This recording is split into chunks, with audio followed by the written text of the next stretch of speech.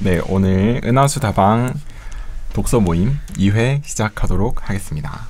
반갑습니다. 반갑습니다. 네, 뭐 간단하게 소개 먼저 할까요? 네, 혜진님부터 소개를 해주시면 좋을 것 같아요. 네, 저는 뭐 똑같은 김혜진이고요. 오늘 재밌게 얘기해보도록 하겠습니다. 네, 저는 평범한 회사원 이종화고요. 네, 오늘도 즐거운 시간 됐으면 좋겠습니다. 네, 저는 연장자를 맡고 있는 정영주라고 합니다. 오늘 처음 오셨으니까 네. 길게 소개하셔야죠. 네. 저 새로운 이치우라고 하고요. 처음이라 되게 어색한데 잘 해보도록 하겠습니다. 네, 반갑습니다. 네, 반갑습니다. 오늘 그 2회차의 도서는 제가 이제 선정을 했죠. 룰루 밀러라는 작가의 물고기는 존재하지 않는다라는 책인데요. 일단 이 책을 선정하게 된 이유는 뭐 이 책이 굉장한 서스펜스를 일단 가지고 있고요. 그리고 뭐 내용적으로도 훌륭하다고 저는 생각은 하지만 이게 이 책을 전개해 나가는 작가의 방식이나 그런 점들이 굉장히 흥미로워서 이 책을 선택을 했어요. 그래서 뭐 이 책에 대해서 줄거리를 먼저 좀 말씀을 드리자면 일단 책의 작가, 화자는 과학 기자고요. 그리고 이 사람이 뭐 삶에서 굉장히 힘든 점이 있어서 여러 가지 이제 고난을 겪고 거기에 대해서 어떻게 보면 무너지기 직전까지 가게 됩니다. 그러다가 이제 자신의 우상인 한 과학자 아니면 분류학자라고 하는 게 맞을까요? 그 사람을 만나게 되는데요. 뭐 기록적으로만 만나게 되지만 이제 그 사람을 어떻게 보면 덕후가 되면서 이 사람의 생애를 뒤져보면서 점점 더 빠져들다가 한 가지 사건을 이제 발견을 하게 되죠. 이제 그 사건에서 또 이제 서스펜스가 시작이 되면서 또 어떻게 보면 혁명적인 결과까지 이끌어내는 그런 결과 그 도서라고 할 수 있겠는데요. 제가 이렇게 조심스럽게 얘기하는 이유는 하나하나 다 스포가 되기 때문에 그래서 스포 이야기를 좀 먼저 해보면 좋을 것 같아요. 네, 좋습니다. 그래서 뭐 어차피 이 지금부터 들어갈 모든 이야기들은 이 책이 스포가 될 거니까 혹시 이 책을 읽지 않으시고 이걸 들으신다면 네, 읽고 들으시는 걸 추천드리겠습니다. 아니면 영영 안 읽으실 예정이시거나. 네, 좋습니다. 그러면 첫 번째 질문이 이제 혜진이가 남겨줬던. 저도 이제 이게 스포를 보면 안 되고 스포를 보지 않고 읽어야 한다라고 그때 얘기를 하면서 읽었어서 이제 다른 거 절대 찾아보지 않고 읽었었는데 다 읽고 나서 드는 질문이 이거는 왜 스포를 보면 안 되지? 였거든요. 그래서 각자 어떤 부분이 가장 알고 보면 재미없는 부분이라 생각하는지가 좀 궁금했어요. 먼저 한번 얘기를 제가 생각했을 때 이 책의 포인트는 처음에는 이제 뭐 개념과 범주화에 대해서 얘기를 하는 건가? 그래서 물고기가 어떻게 범주화되는지 그거에 대한 얘기, 뭐 그거에 대한 신비로움을 얘기하는 소설인가라고 시작을 하다가 점점 이제 이 학자가 진화론에서 우생학으로 빠지는 그 포인트가 저에겐 좀 반전이었거든요. 이게 개념과 범주화에 대한 학문적인 얘기를 하는 게 아니라 우생학에 대한 비판적인 시선을 얘기를 하는 책이구나 해서 그게 스포인가? 근데 그게 그렇게까지 스포가 될 만한 이야기인가? 라는 의문이 들어서 제가 찾지 못한 포인트가 또 있을 것 같다는 생각이 들었어요. 그래서 우생학적인 관점을 가진 사람은 이 작가가 빠진 그 과학자, 분류학자인 데이비드 스타 조던이었고 이제 그 사람이 그런 시각을 가지게 된 것 그리고 그거를 신봉하게 된 게 어떻게 보면 이 책이 또 큰 서스펜스였기는 했죠. 네. 저는 어떻게 생각을 했냐면 이게 사실은 아까 종아가 잘 설명을 해줬지만 인생에 굉장히 큰 위기를 느끼고 그래서 힘들어하던 순간에 이제 이 조던이라는 사람이 이제 굉장히 큰 위기를 맞았음에도 불굴의 의지로 그걸 이겨내는 장면을 먼저 보여주잖아요. 그래서 이 사람이 굉장히 위대한 사람이고 대단한 사람이고 존경스러운 사람이고 우리가 배워야 할 것이다 라는 어떤 뉘앙스로 이야기를 시작을 하는데 이제 이 책이 굉장히 플롯이 잘 짜여져 있지만 그렇게 시작을 하면서 이 사람의 나쁜 점들을 이제 서서히 하나씩 보여주기 시작하잖아요. 그러니까 그런 부분들을 깨어나가는 것 같아요. 그러니까 처음에는 사실 이 아버지에 대한 이야기로 시작을 하지만 우리는 중요하지 않아 라는 걸로 시작을 하는데 거기서 좌절감을 작가가 맛보죠. 그런데 이제 이 조던이라는 사람은 자기가 중요한 것처럼 행동을 하고 이 사람이 멋져 보이고 그래서 이제 이 사람을 따라가 보자 라는 걸로 시작을 하는데 어느 순간 그게 뒤집어진다는 거죠. 저는 그 포인트가 가장 큰 스포일러가 아닌가라는 생각을 좀 했어요.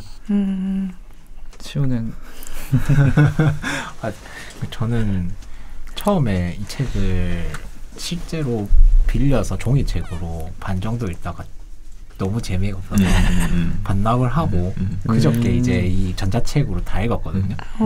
근데 이제 그 단톡방에서 그래도 영주 형인가 종환가 뒷부분이 더 재밌다 이런 식으로 얘기를 했어요. 그래서 그 반 부분까지는 좀 참고 읽고 그 뒤부터 갑자기 재밌어지더라고요. 그 물고기 이야기가 드디어 끝났어.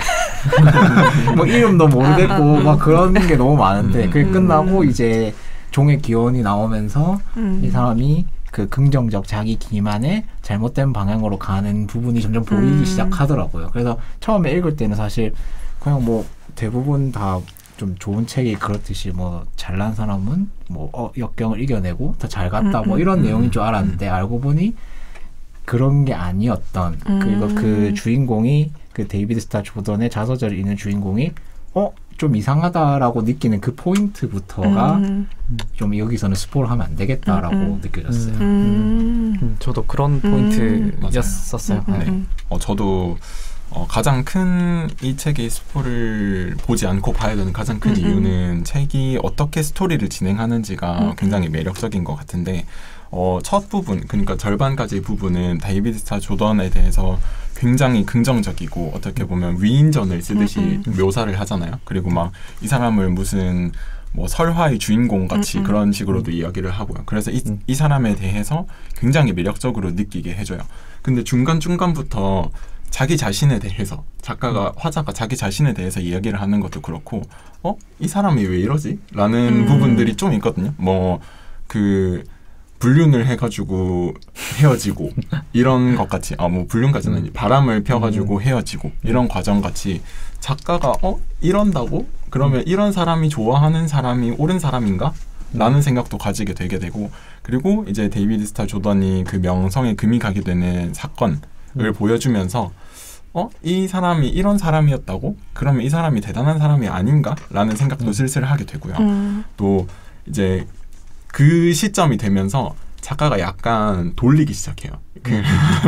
돌려가기를 하기 시작하죠. 그래서 뭐 비꼬는 듯이 이야기를 하고 좀 그러기를 시작하는데 그런 어떤 스토리 전개 자체가 이 사람이 빌런이다 라는 거를 먼저 알고 보면 사실 재미가 좀 반감이 될 것 같거든요. 그래서 이 사람이 빌런이 아니다 라는 거를 빌런이라는 것을 숨기고 먼저 읽으면 이게 또 흥미롭게 봐졌던 것 같아서 이제 그런 부분에서 좀 스포 없이 봐야 되는 게 아닌가라는 생각이 들었던 것 같아요.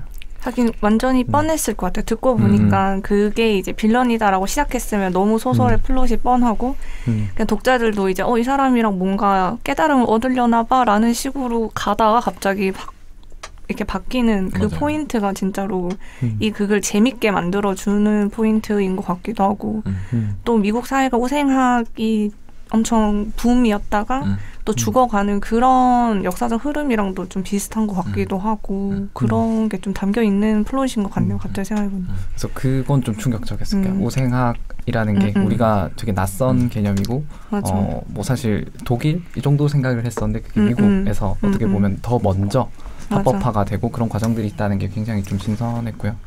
또 한 가지 좀 재밌는 건 제가 이동진 영화평론가를 굉장히 좋아하는데 그 평론가가 이제 이 유튜브로 물고기는 존재하지 않는다를 찍었었어요. 그런데 그 영상에서는 스포일러가 있다라는 말을 언제 하냐면 에필로그 부분에서 이야기를 해요. 그러니까 그 이제 말하자면 이 작가가 양성애자임을 밝히면서 이제 새로운 이제 어떤 이 물고기가 존재하지 않는다 요거를 깨어 나오고 나서 이제 자신의 새로운 세상이 열린 것에 대한 걸로 설명을 하는데 그냥 그 부분을 스포일러라고 포인트를 잡더라고요. 그래서 이게 보는 사람마다 이 스포일러를 생각하는 부분이 다르구나 라는 건 좀 재밌었다. 그리고 제가 하나 좀 덧붙여서 이야기를 하고 싶은 거는 이 책을 다 읽고 제가 다시 첫 페이지를 열어봤어요. 거기에 뭐가 적혀 있는지 여러분 혹시 아시나요? 기억이 안 납니다. 기억 안 나죠? 네. 제가 잠깐 열어보겠습니다. 거기에 뭐가 나와 있냐면 아빠, 이 책은 아빠를 위한 책이에요. 어. 라는 문장이 첫 문장이에요. 책 시작하기 전에. 그래서 저는 이 문장을 그냥 스킵하고 거의 넘어갔던 것 같거든요. 근데 책을 다 읽고 나서 이 문장을 딱 보니까 너무 적절한 거죠. 사실은 이제 아빠에 대한 이야기로 시작해서 다시 아빠의 이야기로 돌아오는 거죠. 아빠가 옳았어 라는 이야기가 되는 책일 수 있기 때문에 그런 부분, 뭐 물론 아빠를 부정하는 부분도 있지만 전반적으로는 아빠를 긍정하는 내용이었던 것 같아요. 그래서 재밌었다. 그런 포인트가 좋았어요. 맞아. 네. 재밌었어요. 이동진이 그게 스포일러라고 했는지 좀 알 것 같기도 하고 그 물고기가 존재하지 않는다가 제목인데 왜 존재하지 않는다고 얘기하는지는 계속 안 나오잖아요. 중간에는 그 마지막에 나오는 거니까 그게 진짜로 스포일러가 될 수도 있기도 하겠네요. 그런 부분도 있고 네. 뭐 굉장히 흥미로운 점들이 많았습니다. 네, 그래서 이 책이 그 스타 조던도 그렇고 분류가 조금 뭐 어쨌든 결론적으로 물고기가 존재하지 않는다라는 의미도 어류라는 그 분류가 존재하지 않는다라는 의미가 되잖아요. 그래서 책에 좀 진행하는 방식이 생각을 해보면 책을 그 좀 여러 가지 나누는 것들에 대해서 얘기를 되게 많이 하는 것 같아요. 뭐 그 어떤 종류를 나누는 것도 그렇고 행복을 나누는 것도 그렇고 옳고 그름을 나누는 것도 그렇고 뭐 그게 사실 흔하게 우리가 이야기를 하지만 유독 더 예민하게 느껴졌는지는 잘 모르겠으나 이야기를 하는 방식들이 되게 나누는 그리고 거기에서 어떤 것이 옳은지 그른지를 이야기하려고 하는 듯한 근데 결론적으로 그게 뭐 옳은지 안 옳은지는 잘 모르겠는 그런 식으로 이야기를 많이 하는 것 같아요. 그래서 네, 좀 그런 종류, 그런 느낌을 많이 받았던 것 같고요. 그러면 이제 저희가 하나씩 좀 질문을 해봤던 것들에 대해서 얘기를 해보면 좋을 것 같은데요. 좀 간단한 질문을 했으면 좋겠는데 다들 질문들이 너무 길죠. 네, 다들. 굉장한 오늘 이걸 끝낼 수 있을지 모르겠습니다. 질문을 하셨습니다. 뭐부터 해볼까요? 종화 질문부터 하면 괜찮지 않을까요? 가볍게 상대적으로. 네. 뭐 사실 이거는 제가 생각했을 때 결론에 관한 부분이긴 한데 이 책의 장르에 대해서 우리가 어떻게 생각을 할 수 있을까를 한번 얘기해봤으면 좋겠어요. 저는 글쎄요, 이 책에 대해서 장르를 규정할 수 없는 게 장르라고 생각을 했거든요. 그래서 뭐 그렇습니다. 그래서 다른 분들의 생각을 먼저 한번 들어보고 싶네요. 네, 혹시 어떻게 생각하시나요?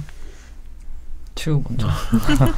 그 장르를 근데 잘 많이 몰라서 그냥 그냥 전반적인 느낌은 사실 저는 이제 소설책 읽을 때 어떤 책은 전체 큰 부분에서 이렇게 작은 부분으로 점점 들어가는 부분이 있고 아니면 안에서부터 나오는 책들이 있는데 이 책은 되게 신기했어요. 처음으로 마이크가 이쪽을 보고 말씀하실 거니까 이렇게 해야지. 오, 잘 들리네. 맞아. 오. 네, 다시 한번 그러면 이 책의 장르에 대해서 어떻게 생각하시는지. 근데 장르라는 게 뭐 미스테리다 이런 거 말고도 그냥 소설이다, 수필이다 이렇게라도 생각을 해볼 수 있을 것 같거든요. 전 되게 신선한 수필이다, 소설이다, 그렇게 느꼈어요. 그냥 그 안에 있는 그 한 사람이 우리의 관점이랑 똑같은데 또 그 사람은 또 그 안에서 책을 읽으면서 자신의 생각이나 이런 거를 이제 점점 이제 이야기 전개가 되는 게 되게 신기했어요. 근데 일단은 기본적으로 에세이 아닌가요? 이게 꾸며낸 이야기가 아니지 않나? 그렇죠. 이제 어떻게 보면 굉장히 사실적인 일들로 이야기를 하고 있죠. 그래서 에세이라고 생각을 하진. 저는 그렇게 생각을 했고 일단 굉장히 복합적이죠. 그러니까 누군가의 평전이기도 하고 그리고 뭐 사실 어떤 과학적인 부분들을 분명하게 다루고 있기 때문에 과학서적이기도 하고 뭐 작가 본인의 어떤 그 고백을 하는 에세이이기도 하고 굉장히 다각도의 어떤 장르를 이렇게 융합한 무언가가 아닌가. 약간 자전적 과학 소설이라고 해야 되나 그런 느낌의 책이었던 것 같아요. 정리가 한 큐에 되네요. 그러게요. 그래서 저는 이 책을 처음 읽을 때는 소설로 생각을 했었어요. 근데 일단은 화자가 본인이라는 것 자체에서 그냥 자신을 이제 이야기하는 자신을 기반으로 한 소설인가라고 생각을 했는데 그러기에는 그 인용구가 너무 많고 뒤에 각주가 진짜 길잖아요. 그래서 이 사람이 과학 기자라는 거를 드러내듯이 그 과학 소설도 그렇고 논문도 그렇고 심지어는 그 데이비드 스타 조던의 그 실러버스를 가지고 도 인용을 하거든요. 실러버스 이 밑에 있다라는 걸 가지고도 이야기를 하는데 근데 그 포인트가 저는 또 소설적인 부분인 것 같아요. 왜냐면은 그런 거를 가지고 그렇게 그 인물에 대해서 상세하게 묘사를 할 수 있을까? 이 사람이 진짜 그 생각을 가졌는지에 대한 묘사는 소설적이지 않을까? 그쵸. 라는 것도 생각을 했었어요. 근데 원래 우리가 어떤 자서전, 그러니까 자서전이 아니고 누군가의 어떤 위인전 이런 걸 만약에 쓴다고 하면 작가의 기본적인 어떤 마인드가 투영이 되잖아요. 그렇죠. 저는 그런 부분이 아닌가. 그러면. 그렇죠. 그래서 이제 에세이에서 그쪽으로 건너가는 거죠. 근데 결론적으로는 자신의 일로 다시 돌아오죠. 그러면은 이제 이건 자서전일까 에세이일까를 고민하게 되는 부분인 것 같고 그리고 뭐 어떻게 보면 이 책의 어떤 말투 같은 것도 그렇고 그 어투도 되게 영화적으로 묘사하는 부분도 있었는데 제가 하나를 가지고 온 게 있는데 384페이지에 뭐 송어를 들고 이제 물고기는 존재하지 않는다라는 단어 위에 쏟았다라는 묘사를 해요. 근데 그게 굉장히 되게 영화 같은 묘사라고 저는 생각을 했거든요. 그래서 이게 이 부분부터 어떻게 보면 분류라는 거를 깨트리고 마무리를 한다라는 생각이 많이 들었던 것 같아요. 그래서 이제 제가 덧붙인 말로 그러면 이제 뭐 이게 또 통합되는 질문이긴 한데 만약에 이제 이런 것들에 대한 분류, 뭐 인종에 대한 분류라든지 아니면은 뭐 장애에 대한 분류라든지 이런 것들에 대해서 무의미하다면 뭐 예를 들면 간단한 예를 들면 이런 거죠. 한국인 감독이 만든 할리우드 영화는 한국 영화인가 미국 영화인가 라는 이 사람이 그리고 그 여기서 굉장히 중요한 인물 중에 한국계 미국인이 나오잖아요. 그러면 그 사람은 미국인인가 한국인인가? 이 사람이 제가 기억하기로는 어머니가 한국인이고 아버지가 일본인이라고 했던 것 같거든요. 그래서 그랬던 것 같아요. 그래서 그러면 그 사람은 미국인인가 한국인인가 뭐 이런 고민도 되게 많이 했던 것 같아요. 그래서 그런 것들에 대한 생각을 좀 넓힐 수 있는 책이었던 것 같기도 합니다. 결국은 이름 붙이기의 문제인 것 같은데 이름을 붙이면 또 우리의 사고가 확장되는 부분이 있고 붙여서 다치는 부분도 있고 우리 지난번 도서의 삶으로 다시 떠오르기 거기서도 이제 이름 붙이는 거에 대한 이야기를 하잖아요. 맞아요. 그래서 우리가 뭔가를 부르게 되면 거기에 어떤 언어적인 거에 갇히게 되고 맞아요. 그리고 또 이 책에 언어적 거세라는 표현도 등장하잖아요. 그러니까 우리가 그 침팬지들의 키스를 입과 입의 접촉 뭐 이런 식으로 표현을 한다든지 그러니까 그런 어떤 언어적인 어떤 우리가 생각의 이 뭐랄까 단일화 뭐라고 해야 될까요? 아무튼 이렇게 생각을 우리가 더 뻗쳐나가지 못하게 하는 어떤 한계를 만들어주는 것 같은데 그래서 이제 제가 추가로 했던 질문이 그건데요. 이름이라는 거에 대해서 우리가 생각을 해보면 어떨까라는 질문인데 우리에게 이름이라는 게 어떤 의미일까를 한번 생각을 해봤어요. 여기서 이제 이 데이비드 조던이 굉장히 집착했던 것 중에 하나도 그 어류에게 이름 붙이기란 였고 그리고 뭐 망둥어를 예를 들었던 것 같은데 이제 얘를 어디서 가져왔는지 모르면 이 아이는 더 이상 존재하지 않는 아이가 된다. 근데 이제 이거를 기억을 하게 되면 그때부터 존재를 하게 된다라는 게 되는데 그렇게 생각을 해보니까 우리가 실제로 이름을 지으면 그 객체에게 영향을 미칠까라는 고민도 되게 재밌는 것 같더라고요. 그래서 뭐 예를 들면 그런 거죠. 그 사람 이름에게 개똥이라는 이름을 붙인다면 그 아이는 정말로 개똥이가 될 것인가에 대한 고민도 재밌었던 것 같아요. 그래서 우리에게 이름은 어떤 의미를 가질 수 있을까요? 너무 어렵다. 어렵나요? 근데 이제 심리학에서는 그게 이제 뭐 개념이라면 개념은 이제 어떤 정보를 이해하는 기본 단위라고 한단 말이에요. 그 우리가 뭐 망둥이라고 이름 안 붙이면 그냥 사실 지나가는 무언가고 사실 기억에 남지도 않고 지식화해서 저장하기도 힘든 거죠. 그 모양 자체를 기억하기는 굉장히 힘드니까. 근데 이제 뭐라고 이름 짓고 구분 지으면 이제 훨씬 기억하기 쉽고 세상을 이해하기가 편리해지는 부분이 있는 것. 그래서 이름을 붙이는 행위를 하는 것. 우리가 그 세상을 좀 더 잘 이해하고 기억하기 위해서.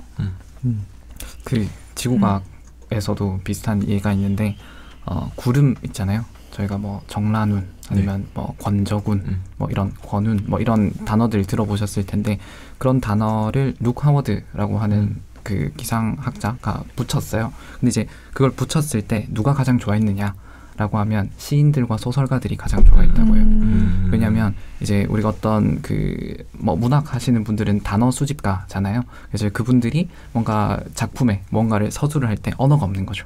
근데 그분이 언어를 만들어준 거죠. 그래서 이제 지나가던 그 구름들을 이제 그냥 뭐 양털 모양의 구름 이렇게 부르던 걸 뭐 정란운 이렇게 바꿔서 부를 수 있는 그런 것이 생겨나면서 이제 굉장히 이름이 가지는 어떤 의미가 있게 된 거죠. 아까 그래서 세상을 좀 풍요롭게 볼 수 있게 되는 그런 부분은 충분히 동의를 하고 이제 그러면 이제 조던이 그런 어떤 물고기에 학명을 붙이는 그 과정도 세상을 풍요롭게 하는 과정이긴 했을 것 같아요. 근데 거기서의 또 이제 단점이 생길 수는 있겠지만.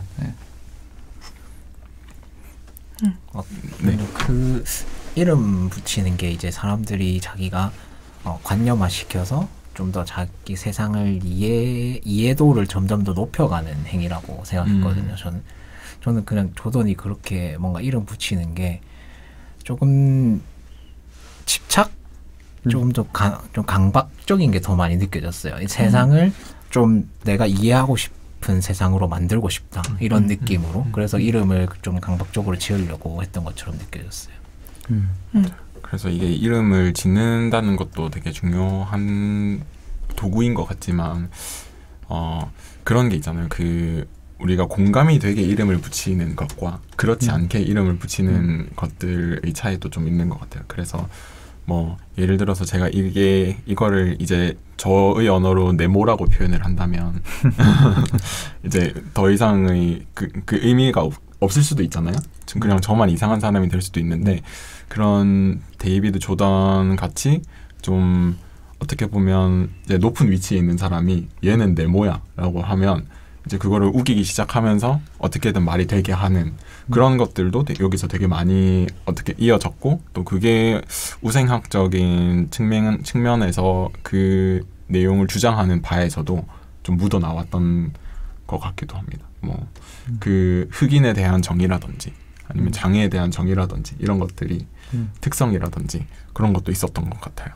그래서 뭐 이름이 되게 편리한 도구기도 하지만 또 하나는 또 공유 뭐라고 해야 될까요? 사회적으로 의미가 충분히 나눠져야 된다고 해야 될까요? 그 우리 중학교 때인가 고등학교 때 국어 교과서에 항상 나오던 소설이 있었는데 어떤 한 사람이 자기가 모든 단어를 자기 단어로 바꾸려고 한 사람이 있었어요. 그러니까 책상을 뭐 의자로 바꾸고 뭐 사과를 뭐 귤로 바꾸고 이런 식으로 그렇게 단어들을 다 바꾸고 나니까 그 사람이 이제 외톨이가 되는 거죠. 어쨌든 이름을 붙이고 단어를 우리가 부르는 것은 소통을 위한 것이라는 생각은 좀 들고요. 근데 이제 또 종아 이야기 들으면서 방금 좀 생각이 난 게 이제 조던이라고 하는 사람은 이름을 붙이는 사람이잖아요. 그리고 이제 책의 표현에 따르면 아까 뭐 이제 세상에 없는 존재를 있는 존재로 바꿔주는 존재이기도 한 거죠.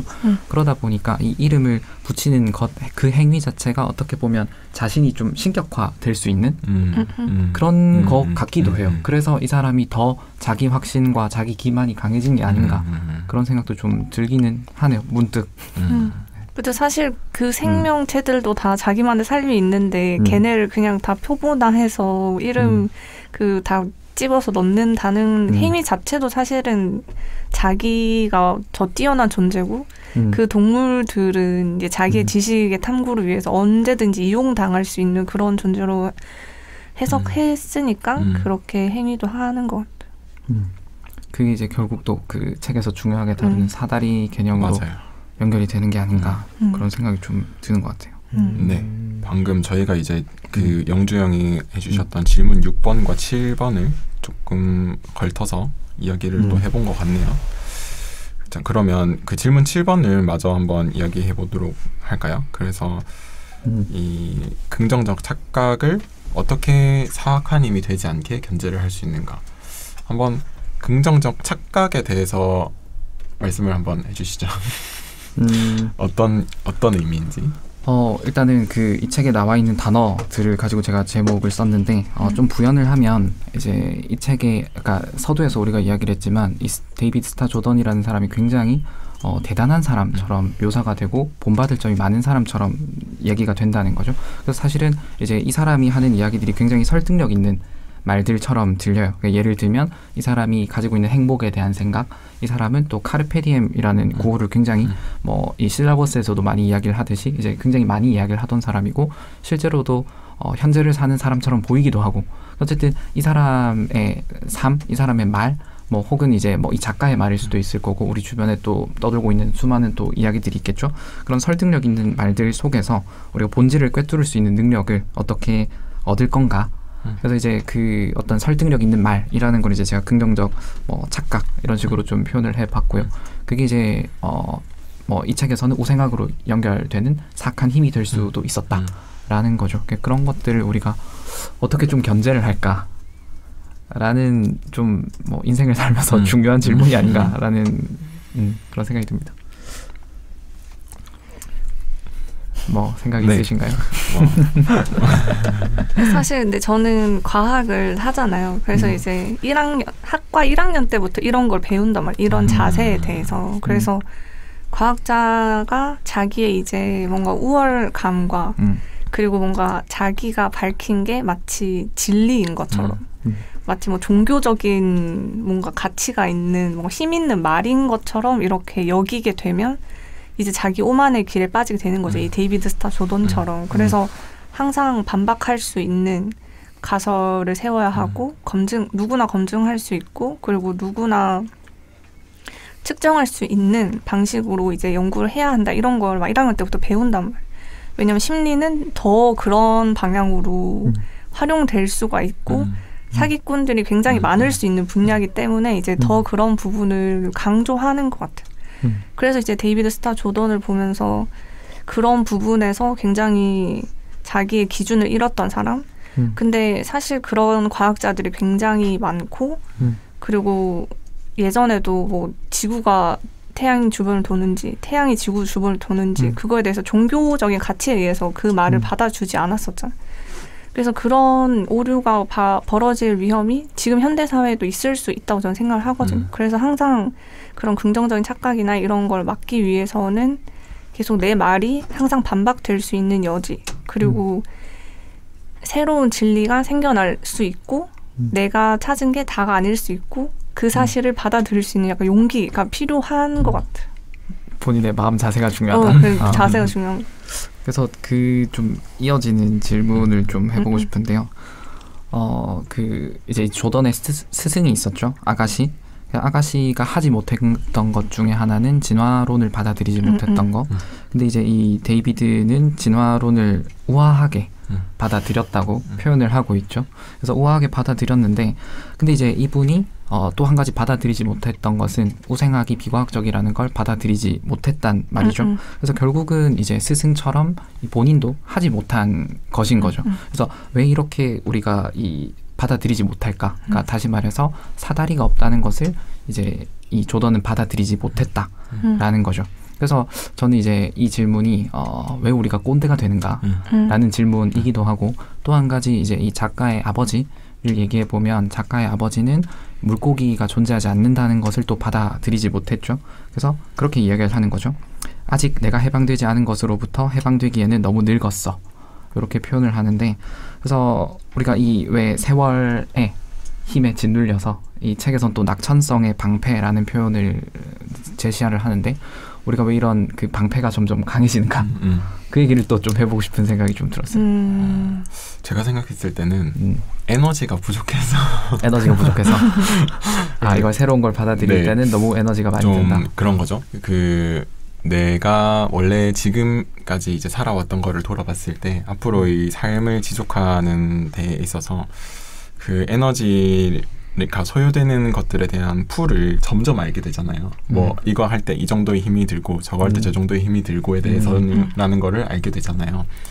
그러니까 이제 새로운 힘이 들어올 위치를 제 마음속에 안 둘 수도 있는 것 같아요. 그래서 나는 이거를 더 이상 받아들일 힘은 없어. 그래서 뭐 예를 들면 저희가 그 새로운 어떤 초등학생들의 언어라든지 이런 것들을 바로바로 받아들이지 못하는 것들이 우리가 사용하고 있는 언어가 있고 여기에서 이제 내가 하는 에너지가 있는데 그거를 받아들여야 되나 라는 그런 차이도 있는 것 같다라는 생각이 들고 이제 그렇게 어떻게 보면 에너지가 줄어들다 보니까 그 자리에 그냥 있으면서 내가 할 수 있는 거를 하겠다라는 생각도 있는 것 같아요. 근데 저는 이제 요 진화론을 받아들이는 부분에 있어서 이 사람들이 그거를 놓쳤던 이유도 이 조던이 이 부분을 놓쳤던 이유도 에너지가 부족했던 게 아닐까라는 생각이 들었거든요. 그래서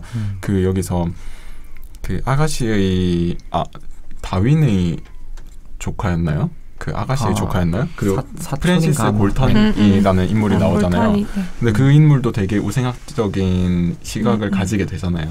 근데 되게 어이가 없는 부분을 가지고 이제 가장 중요한 부분을 빠뜨리고 어이가 없는 부분만을 건지게 되죠. 근데 저는 그거를 보면서 아니 이 사람이 이 책을 다 못 읽을 정도로 힘이 없었나라는 생각이 들더라고요. 그래서 좀 에너지의 차이가 또 있을 수 있겠다라는 생각이 들었던 것 같아요. 또 종아처럼 에너지가 부족한 것도 있고 아마 그러한 환경에 이제 자기를 잘 노출시키지 않는 것 같아요. 점점. 그러니까 예전에는 자기를 사고를 형성해가는 과정에서는 많은 사람들을 만나고 저 사람도 저렇게 생각할 수 있겠구나가 되는데 점점 만약에 자기의 살아가면서 그 경험들이 내가 맞았네라는 그게 점점 쌓이다 보면 나중에는 누구랑 반대되는 의견이 나와도 내 경험상 이게 맞아.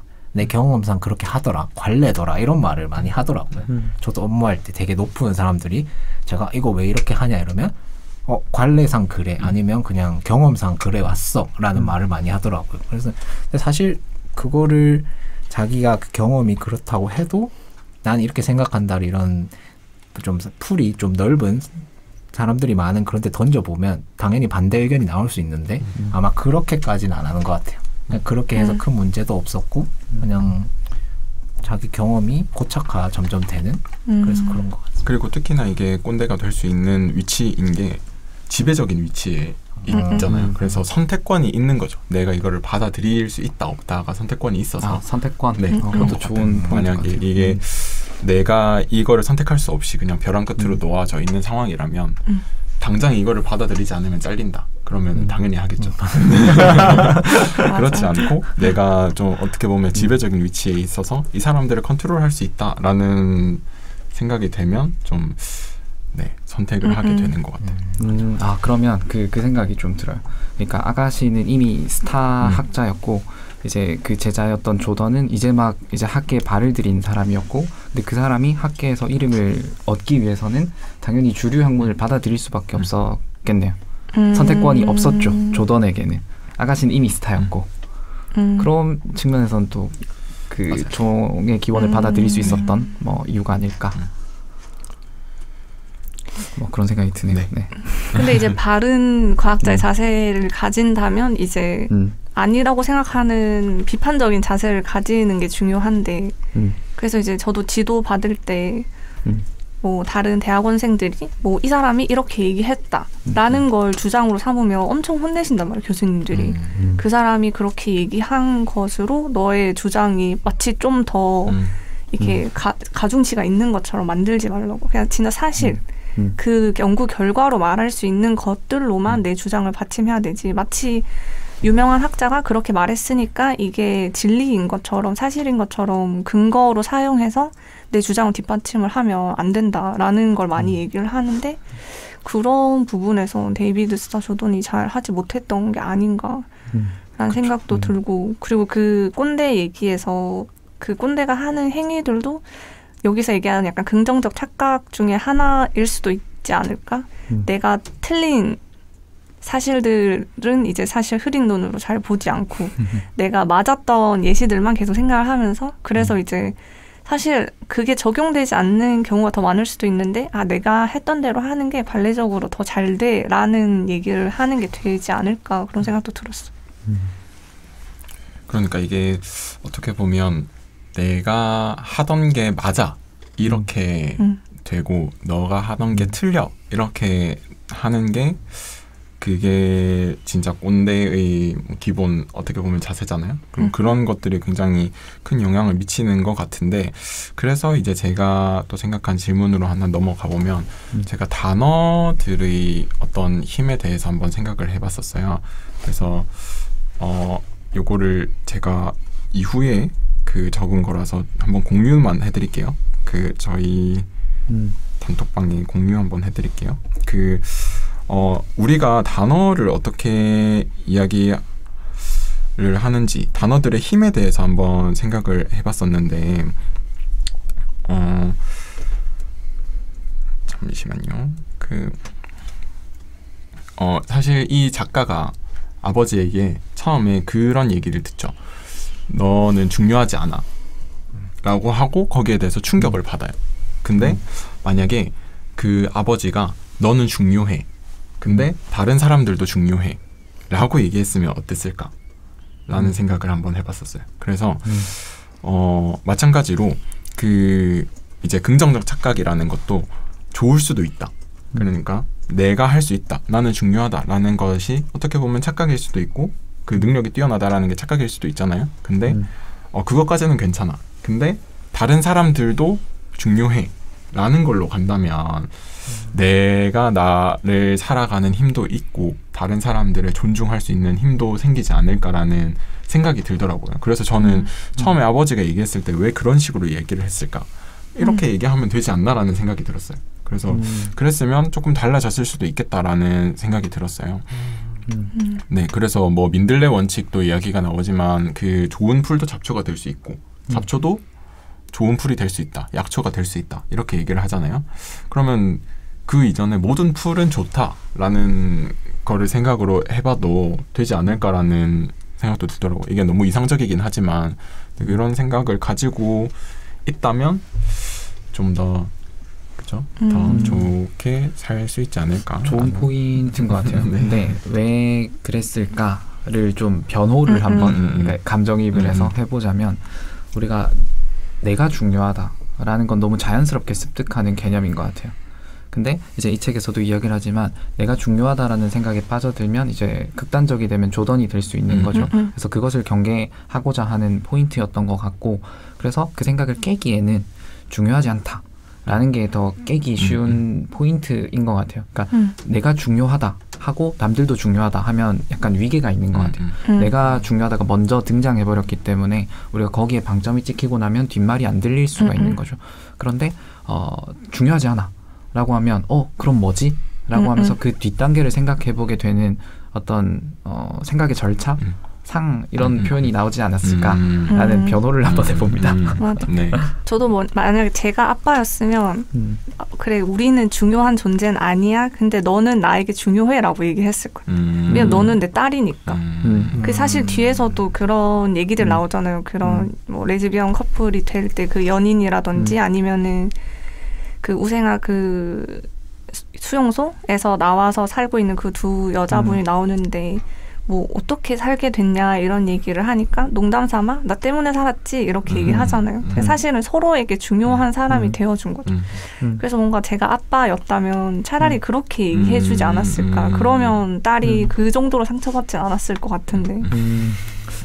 저는 그 포인트에서는 이런 생각을 했어요. 그러니까 아버지가 만약에 뭐 2걸음 나아갔으면 이제 딸이 또 1걸음 더 나아간 거죠.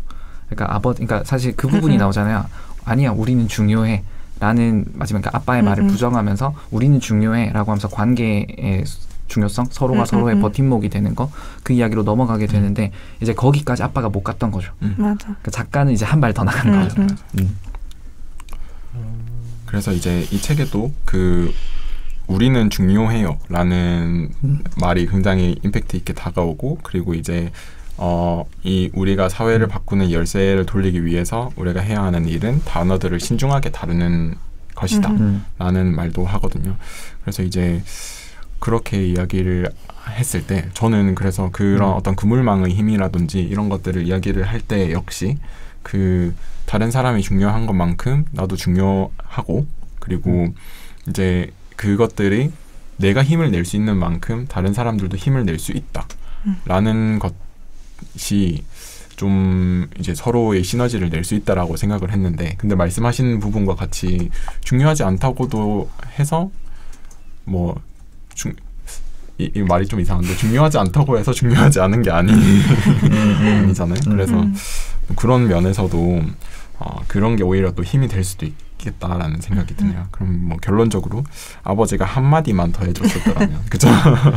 이렇게까지 멀리 안 돌아왔을 수도 있었을 텐데 라는 그래도 돌아와서 또 좋은 책을 네, 우리한테 그쵸. 이렇게 써주셨겠죠. 본인이 먼저 그 고난을 그래서 겪고. 그 관념에 대한 이야기로 네네. 좀 한번 넘어가 보면 저희가 뭐 1번 질문을 좀 이야기를 해보면 우리가 인셉션 영화에서 이제 꿈의 꿈을 들어가서 그 이제 금고를 열고 팽이를 돌리잖아요. 그래서 팽이를 돌려서 이것은 현실이 아니고 꿈이야. 그러니까 팽이가 쓰러지지 않는 걸 심어줌으로써 마음속 가장 깊은 곳에 관념을 심죠. 근데 이제 그런 것처럼 아가씨와 조던에게 자연 속에 사다리가 내재되어 있다.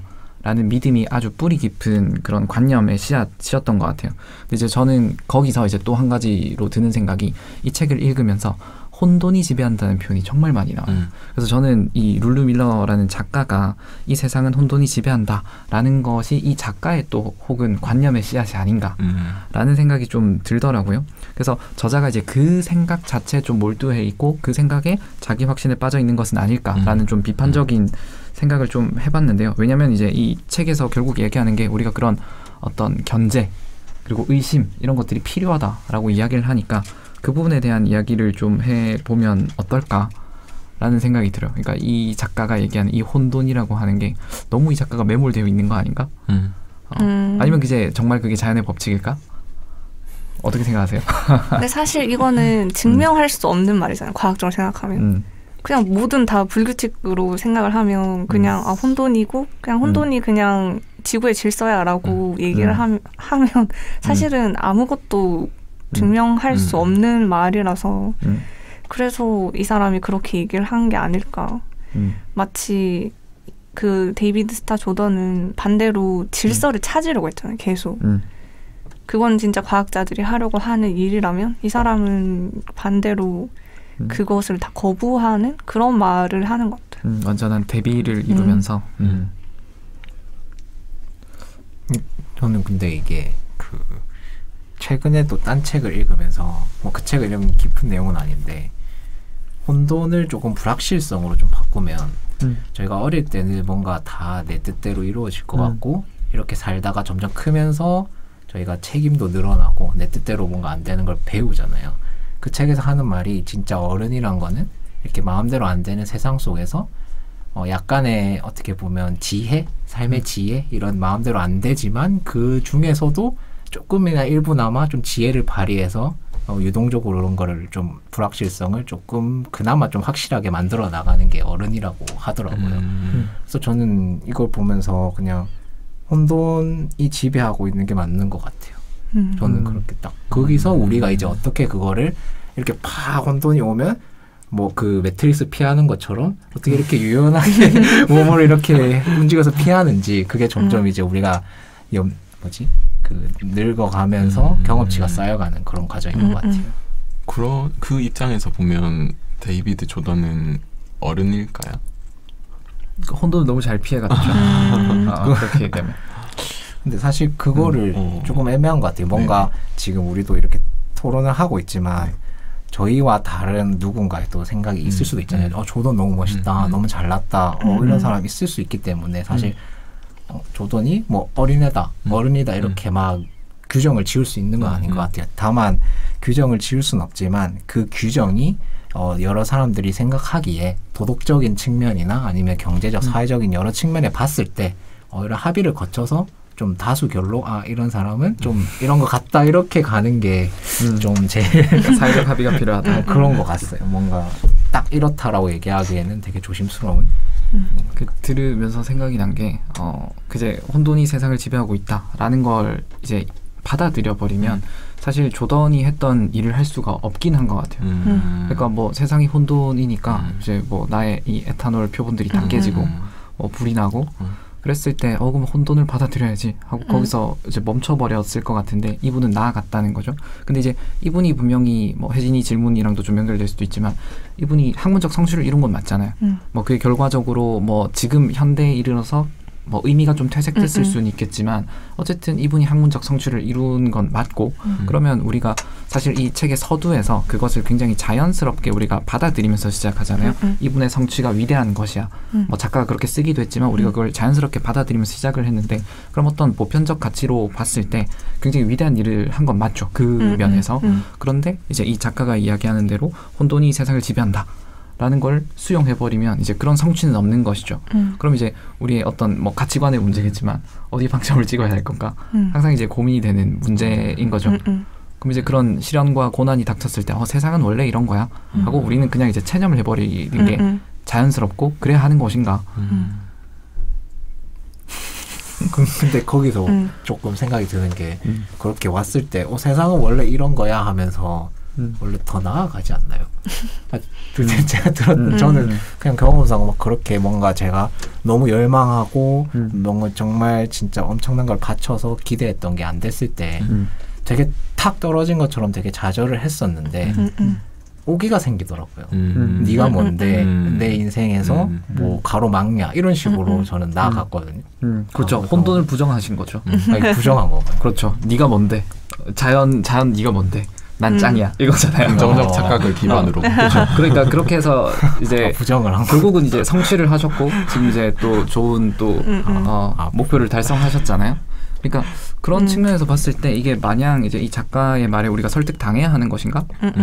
라는 생각도 맞아. 좀 드네요. 맞아요. 이야기하다 보니까. 이게 학문적인 가치랑 개인의 인생의 가치관이 섞여 있어서 그런 것 같아요. 그러니까 자기는 뭐 남자랑 사귀고 결혼해서 해야 되는 줄 알았는데 그게 아니었잖아요. 그 사람이 얘기하는 이 길에서 벗어난 바깥의 삶에서도 행복이 있었다라는 걸 깨닫는. 그래서 이제 뭐 다른 혼돈과 질서를 혼돈에서 이제 행복을 찾는 개인의 삶인 거고, 근데 학문에서는 사실은 밝히고 싶은 게 있는 거잖아요. 세상이 왜 이렇게 돌아가는지 그것을 꼭 뭐 우생학적으로 하고 싶다는 게 아니라 진짜로 뭐 어떻게 진화되어 왔는지 그런 걸 순수하게 탐구하려고 하는 자세가 있는데 그걸 그냥 혼돈이고 그냥 그 자체로 받아들여라 이렇게 연결시키면 좀 무리이지 않을까 하는 생각이 들어요. 저는.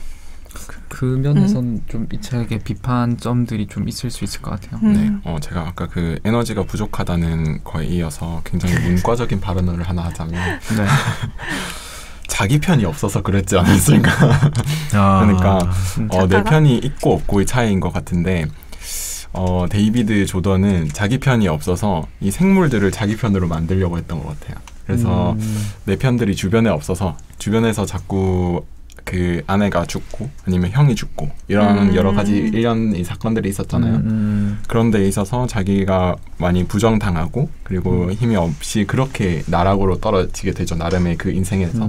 근데 그 와중에 내 편이 어디 있을까라는 것을 물고기에서 찾았을 수도 있겠다라는 생각이 들어요. 반면에 작가는 그걸 사람한테서 찾은 케이스일 수도 있겠다라는 생각이 드는 것 같아요. 그래서 내 사랑에게서 그런 편을 만들어서 이제 그렇게 해소를 한 게 이 책의 결말이 된 것 같고, 반면에 이 조던의 결말은 이제 물고기의 사랑에 너무 올인한 나머지 이런 것들을 뭐 부정하게 되고, 이제 이거를 내 편을 최대한 최고로 만들어야 하니 그런 우생학적 측면을 고집하게 되고 그렇게 됐을 수도 있겠다라는 생각도 네, 아주 문과적으로 뭐 사실 어린 시절이 불우하긴 했지만 사실 뭐 굉장히 많은 성취를 이루셨고 그리고 이제 장례식장에도 굉장히 많은 사람들이 찾아왔고 그렇게 보면 표면적으로 정말 성공한 맞아. 사람이긴 하죠. 맞아요. 그리고 자기가 학과장인가 뭐 그거였잖아요. 맞아요. 그래서 자기가 원하는 사람 다 꽂아서 학과 만들고 그 정도면 이제 자기 편이 많아지는 거 아닌가. 아니면 이제 자기 편이 없다가 생겨서 더 유지하고 싶어. 더 유지하고 싶어. 갈망이 더 커졌나? 뭐 그럴 수도 있겠네요. 그 사람을 대하는 어떤 모습도 글쎄요. 이 조던은 자신을 투영하려고 많이 했지 않았을까라는 생각이 있어요. 그래서 그 자신이 굉장히 사랑했던 딸이 분류학자 아들이었나요? 분류학자가 되잖아요. 되고 뭐 일찍 죽긴 하지만 분류학자가 되거든요. 그런 것들을 되진 않지 않나요? 분류학자가 어릴 때 이제 그걸 좋아하는 애였는데 빨리 죽었던 바버라? 바버런가? 맞아요. 네, 아무튼 그런 아이를 좋아하는 걸 보면 자신이 투영을 하는 사람들을 굉장히 좋아했다라는 생각도 들어요. 그러면 결론적으로는 이제 자기가 하려는 목표를 이루기 위한 수단으로서도 그 사람들을 대했을 수도 있겠다라는 생각도 한번 해보게 되는 거. 동일시를 했군요. 네. 근데 이제 초반에는 그것들이 다 이제 자부심 있는 학자로서의 모습으로 비춰졌던 것 같아요. 맞아요. 사실 뭐 자기를 사랑하는 거니까 그만큼. 그렇습니다. 어떤 질문을 좀 해볼까요? 네, 이제. 저 좀 궁금했던 게 있었는데 이건 제가 잘 해결이 안 돼서 공유를 좀 해보고 싶었는데 중간에 책에 카프카의 파괴되지 않는 것이라는 개념이 나와요. 근데 이걸 제가 찾아보지를 잘 못해서 이 파괴되지 않는 것이 어떤 의미인가 그게 좀 궁금하더라고요. 이게 우리가 지난번에 읽었던 책에서 나왔던 표현처럼 뭐 순수한 있음인가 아니면 이것이 에고인가 뭐 혹은 관념의 씨앗인가 아니면 여기서 이제 그 이 책에서 의지로 일컬어지는 폭발적인 목적의식 뭐 자기 확신, 자기 기만 이런 것들인가. 그래서 이게 뭘까? 이 파괴되지 않는 것이. 그래서 이 조던에게 파괴되지 않는 것이 무엇이었을까? 이게 좀 읽으면서 모호하다고 생각을 했어요. 그래서 이게 뭘까? 의견을 나눠보면 네, 어떨까? 저도 이 질문에 앞의 질문에서 이 질문으로 넘어오려고 했었는데 그 혼돈이라는 것이 다 파괴된 상황이 었잖아요. 그래서 이제 그 와중에 남아 있는 게 파괴되지 않는 것이라고 묘사를 하면서 그게 이제 조던에게는 그거를 이름 붙이는 행위가 된 것 같았어요. 그래서 사실 이게 의미 자체는 저희가 예전에 이야기 나눴던 책에서는 에고에 가깝다고 저는 생각을 했거든요.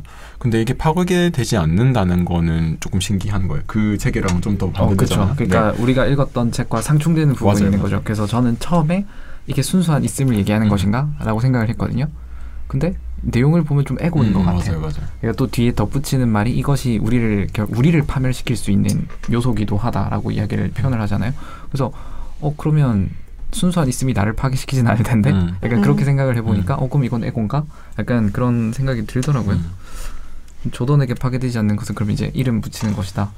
네, 그런 하나의 저는 에고인 것 같습니다. 이게 결론적으로 뭐 자신과 동일시한 에고로 볼 수 있는 것 같아요. 그래서 뭐 원 의미가 어떤지는 모르겠지만 이게 조던에게 있어서는 그랬던 것 같아요. 그래서 이제 그 방향으로 폭발적인 힘을 가지고 나가게 되는 것도 그렇고 이제 그런 관념의 뭐 씨앗이라든지 이 모든 의미가 다 그에게는 그 이름 붙이기인 것 같거든요. 그래서 네, 그런 것 같습니다. 혜진이는? 저는 이게 사실 저도 읽으면서 헷갈렸는데 파괴되지 않는 것이니까 사실 그 존재가 가지고 있는 뭔가 본질적인 무엇이라고 생각을 했거든요. 근데 이제 그 책이랑은 조금 다르게 이 본질적인 무엇인 게 어떤 사람에게 에고가 될 수도 있고 어떤 사람에게는 아니게 될 수도 있지 않을까. 근데 조던은 이제 에고라는 게 깊숙하게 만약 자리 잡았으면 그건 많이 이제 계속 무의식적으로 계속 돌아가면서 뭔가 행위를 하게 하는. 조던은 지진이 나서 막 다 부서졌는데도 계속 그 이름을 막 붙이고 막 행위를 하잖아요. 그런 뭐라 해야 될까, 삶을 움직이게 하는 뭔가 원동력 같은 것이라고 저는 생각했어요. 그러니까 이게 저희가 읽었던 책에서의 그 실존에 있어서는 방향성을 가지지 않았던 것 같은 느낌이잖아요. 에고는 방향성을 가지고 갔었잖아요. 근데 여기서 파괴되지 않는 그 조던에게 있어서 파괴되지 않는 것은 방향성을 굉장히 강하게 가지고 있잖아요. 그래서 근데 저는 에고 쪽에 다 가깝다라는 생각이 들었던 것 같아요. 그렇다면 좀 관념의 씨앗에 가깝지 않나. 그 사다리가 존재한다라는 것 같네요. 이제 그 책에서 이제 좀, 그러니까 이 책에서 인상 깊었던 부분이 이제 뭐 식물들을 분류하고 하면서 이제 굉장히 어떻게 보면 보잘것없는 일이었는데 자연의 질서를 만드는 일로 아가씨를 통해서 그게 돌변하게 되잖아요. 이제 거기에 사다리의 개념이 들어오게 되고 자신의 어떤 이 취미 하고 싶었던 것이 신성화되는 과정을 겪게 됐잖아요. 그래서 그런 부분이 그러면 이제 이 조던에게 파괴되지 않는 것이 아닌가. 뭐 좀 그렇게 정리되는 것 같기도 하네요. 치우는 혹시 뭐 또 나눠보고 싶은 주제가? 저는 주제는 다들 너무 잘 써주셔가지고 저는 그냥 책 읽다가 이 사람이 이제 그물망, 서로가 중요한 인물이 돼서 그물망으로 서로가 이제 소중한 존재로 살아간다 얘기했는데, 그러다가 또 질문을 던졌는데, 그러면 그렇게 해서 우리가 어디로 향해 나가야 되는지라는 질문을 책에서 던졌거든요. 근데 그거에 대한 답이 없어가지고 그런 그물망을 지어서 소중한 사람들끼리 어디로, 어느 방향으로 나아가야 되는지에 대해서 각자 어떻게 생각하는지 좀 궁금했거든요, 읽으면서. 사실 이게 뭐 어디로 방향이나 뭐 이런 게 없을 수는 있는데, 이 책에서는 일단은 우리가 왜 모두가 소중한 존재인지를 밝혔기 때문에 그런 그 존재로서 이렇게 그물망을 지어서 이제 나아가는데 그걸 어디로 나아가야 될까라는 질문을 던져가지고 제가 이런 고민이 들더라고요. 요새 책들의 트렌드인가 봐요. 그러게요. 뭔가 방향을 정해주진 않는 것 같아요. 이제 이 책에서 마무리할 때는 아직도 사다리는 존재한다 라는 메시지를 좀 던져주는 것 같고, 그리고 이제 이 작가가 이제 혼돈이라는 거에 대해서 많이 생각을 하고 있으니까 파괴와 상실과 마찬가지로 좋은 것들 역시 혼돈의 일부다. 그러니까 이제 우리가 이 혼돈 속에서도 좋은 것이 있다. 뭐 그 정도 이야기를 일단은 하는 것 같았어요. 네, 저는 그렇게 생각하고. 맞아요. 저도 그래서 그냥 그물망을 만들 수 있다, 그물망을 가지고 살아갈 수 있다 정도로만 이해를 했던 것 같아요. 이게 뭐 어쨌든 뭐 이게 또 이전 책이랑 또 엮이게 되는 것 같은데, 수많은 에고 속에서 우리가 서로의 존재에 대해서 인정을 하고, 그리고 그 인정을 하는 게 다잖아요, 사실은. 뭐 거기서 이제 나에게 좋은 에고를 선택하고, 그리고 그런 것들을 바라보는 입장이 되는 것 같아요. 그래서 뭔가를 방향성을 이렇게 딱 잡기보다는 그냥 그러고 있다. 그러고 있다. 우리가 그물망을 가지고 있고 그물망을 가지고 살고 있다 정도로 마무리가 되는 것 같아요, 이 책에서는. 네. 그리고 항상 경계해라. 맞아요. 여전히 사다리 있으니까. 맞아요. 저는 좀 강하게 과학자들에 대한 비판으로 저는 이 소설을 읽어서 좀 더 이제 항상 과학자들이 어떤 자세를 가지고 있어야 되는지, 그리고 그게 어떻게 권력자들에 의해서 그 자기 입맛대로 편집되고 활용되어서 어떤 개인의 삶들을 파괴할 수 있는지에 대한 저는 경고도 날리는 책이라고 저는 생각하고, 그래서 이제 그물망을 얘기를 하는 건 우리가 그렇게 연대를 하고 있고, 우리가 이 연대하는 걸로 어떻게 나아갈까는 이미 뿌리 깊게 있는, 사실 미국 사회는 여전히 인종차별이 존재하니까 그런 문제들, 그리고 여전히 동성애가 뭐 합법화된 것도 있고 아닌 것도 있지만 그런 문제들이 존재하는 거기서 우리는 어떻게 할래라는 질문을 전 던진다고 좀 느꼈어요. 그래서 이 작가가 동성애자라면 그러면 어쩜 더 진화론에 관심을 가졌을 수도 있을 것 같아요. 진화는 생존과 번식에 대한 얘기를 하는데 사실 동성애 행위는 번식과는 전혀 상관이 없잖아요. 근데 사실 동물들은 그런 행위를 한단 말이죠. 자기들의 그런 쾌락을 위해서. 그래서 당연히 인간들 중에도 그런 그 동성애로 태어나는 분들이 계신 것 같은데, 그런 근본적인 질문을 던지다 이런 진화론에 관심을 갖게 된 걸 수도 있지 않을까라는 생각도 지금 막 드는 것 같아요. 이제 순서가 어떻게 보면 반대였을 수도 있다. 그래서 이 혼란을 받아들이는 것도 어떻게 보면 그 진화론적에서는 변이라는 게 될 수도 있잖아요. 그래서 그 변이를 받아들이는 내용일 수도 있는 것 같아요. 그래서 뭐 차별적인 내용에 대해서도 그렇고 뭐 장애에 있어서도 뭐 인종에 대해서도 모두 이게 다 변이이고 뭐 그 생존에 직결될 수도 있다. 그리고 그렇기 때문에 이거에 대해서 차별적인 위계를 나눈다는 게 말이 안 된다. 라는 식으로 이야기를 하는 것 같아요. 그런데 앞으로 계속 있을 변이들을 어떻게 우리는 맞아요. 받아들일 것인가 라는 질문도 던지는 것 같기도 하네요. 근데 참 그 아까 얘기했던 대로 자연 선택을 놓고 보면 어떤 이 동성애라고 하는 게 선택받을 수 없는 영역이잖아요. 왜냐면 번식이 안 되니까 자손을 남길 수가 없으니까. 그런 측면에서 또 고민이 좀 되는 부분이 있네요. 이게 왜 이렇게 진화해서 이런 결과에 도달했을까? 그러니까 어느 일정 비율 그런 분들이 존재하는 건 사실이고 그런데 뭐 진화적인 측면을 봤을 때는 그런 사람들이 없는 것이 뭐 어떻게 보면 번식에 유리했을 텐데 근데 여전히 존재한다는 건 어떤 자연의 또 선택을 받은 우리가 이해하지 못하는 그러니까 그렇게 얘기하잖아요. 너무 복잡하기 때문에 우리가 이해할 수 없다고. 그러니까 우리가 이해하지 못하는 뭔가 더 있을 수도 있겠다. 뭔지 잘 모르겠지만 맞아요. 궁금하네요. 그래서 그 좀 과학적인 이야기가 나와서 조금 이야기를 해보면 제가 생물을 사실 굉장히 잘 못하지만 이 분류 체계라고 하는 게 뭐 1700년대 18세기에 그러니까 린네라고 하는 분의 분류 체계가 널리 좀 받아들여져 있다라고 해요. 그래서 그분의 체계가 이제 쭉 이어오고 있는데 근데 이제 이 책에서도 이야기를 하다시피 이제 분기학 혹은 뭐 분지학 뭐 이렇게도 표현을 하는데 이 체계들이 나오게 되면서 최근에는 학자들 사이에서 이런 이야기가 나오고 있다고 해요. 이 린네 서열 분류 체계를 포기하자. 그래서 기존 체계를 이제 뒤엎자 이런 이야기들이 나오고 있는데 이게 학계 전체의 동의를 얻지 못하고 있대요.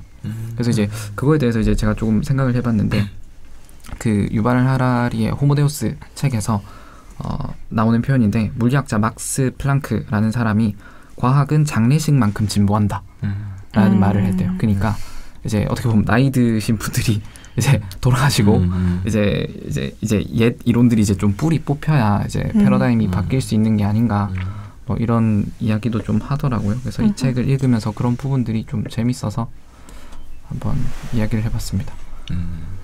근데 저는 그 분기학에 대해서 얘기를 들으면서 이 분기학에서 좀 그 뭐랄까요 그 생물을 나누는 카테고리를 나누는 기준이 중요한 특징이라고 얘기를 하잖아요. 그래서 이제 뭐 연어, 소, 페어 이 구분을 하는 것도 그런데 저는 그 중요한 것 역시도 인간 위주가 아닐까라는 생각도 들었어요.